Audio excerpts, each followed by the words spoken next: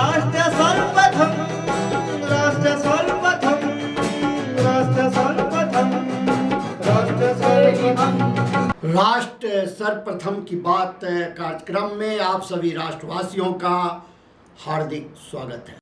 पूर्वी दिल्ली में सीएम अरविंद केजरीवाल और उपराज्यपाल वीके सक्सेना ने एक साथ मिलकर गुरु गोविंद सिंह इंद्रप्रस्थ यूनिवर्सिटी कैंपस का उद्घाटन किया। द्वारका के बाद ये दिल्ली में दूसरा कैंपस है।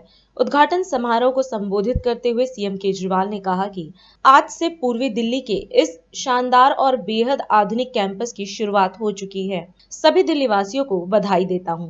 उन्होंने कहा कि बाबा साहेब अम्बेडकर के सपने को साकार करना ही हमारी सरकार की पहली प्राथमिकता है और हर एक वर्ग के बच्चे को विश्व स्तरीय शिक्षा मिले, यही हमारा लक्ष्य है।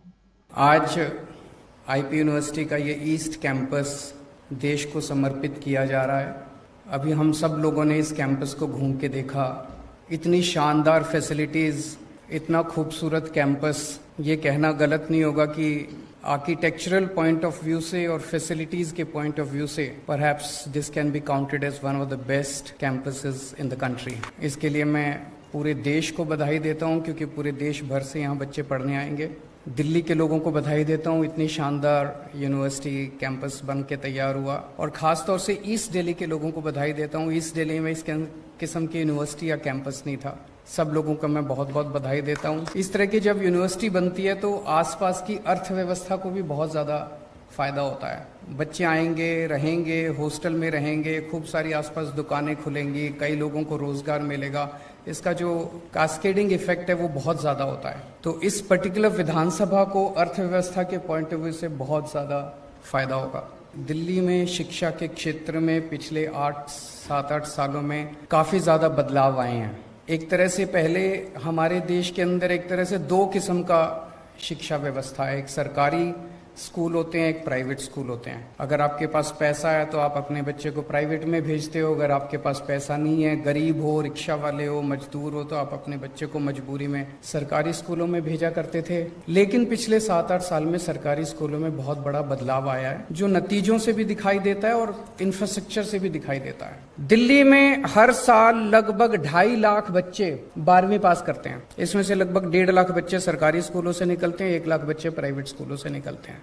जब हमने जिम्मेदारी संभाली थी 2015 में, तो उस वक्त 12वीं के बाद सारे कॉलेजेस मिला के और डीयू का भी एक स्टेटिस्टिक्स लिया गया। डीयू में जैसे जो दिल्ली सरकार की यूनिवर्सिटीज हैं उनमें तो 85% सीट जो हैं वो दिल्ली के बच्चों के लिए रिजर्व हैं। तो सारा मिला लिया जाए तो एक रफ एस्टिमेट ये है कि 2.5 लाख में से 1.1 लाख बच्चों के लिए दिल्ली में सीट अवेलेबल थी। पिछले 7-8 साल के बाद अंदर ये 1.1 लाख से हम इसको 1.5 लाख तक ले जा पाए हैं। आज 1.5 लाख बच्चों के लिए 12वीं के बाद सीट अवेलेबल है। अभी भी 1 लाख का डेफिसिट है। हमें अभी 1 लाख और बच्चों के लिए सीट्स क्रिएट करने की जरूरत है।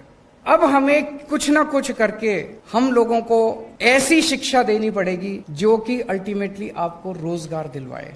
यहाँ पे अब जो शिक्षा देने का प्लान किया जा रहा है वो लग रहा है कि शायद यहाँ पे डिजाइन के ऊपर आपको सिखाया जाएगा, ऑटोमेशन पे सिखाया जाएगा, आर्टिफिशियल इंटेलिजेंस पे सिखाया जाएगा, रोबोटिक्स पे सिखाया जाएगा, इनोवेशन पे सिखाया जाएगा, मशीन लर्निंग पे सिखाया जाएगा, डेटा मैनेजमेंट पे सिखाया जाएगा।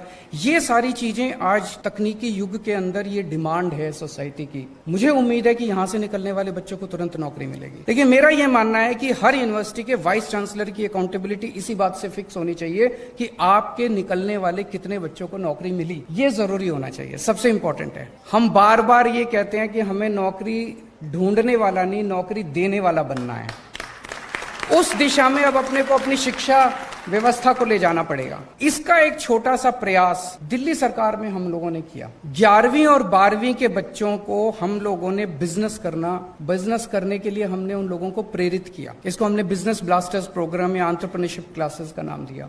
दूसरा, हमें एक सर्वे करने की जरूरत है कि हमारे दिल्ली के पिछले 6-7 साल में जो बच्चे 12वीं करके निकले वो फिर कहाँ गए, उनमें से कितने लोगों ने पढ़ाई छोड़ दी, कितने लोग दिल्ली के बाहर पढ़ने गए, कितने लोग दिल्ली में पढ़ रहे हैं, कौन क्या कर रहा है। अगर इसका अपने को एक डेटा मिलेगा तो इसमें हम देख सकते हैं कि किस चीज की सबसे ज्यादा डिमांड है और उस सेक्टर के अंदर हम और ज्यादा फैसिलिटीज खोल सकते हैं। मैं फिर से एक बार दिल्ली के लोगों को, देश के लोगों को बहुत बहुत बधाई देता हूं, इतना शानदार कैंपस बना और मैं उम्मीद करता हूं कि आईपी यूनिवर्सिटी पहले तो देश की टॉप 10 यूनिवर्सिटीज में आएगी और फिर एक समय आएगा जब दुनिया की टॉप 10 यूनिवर्सिटीज में आएगी।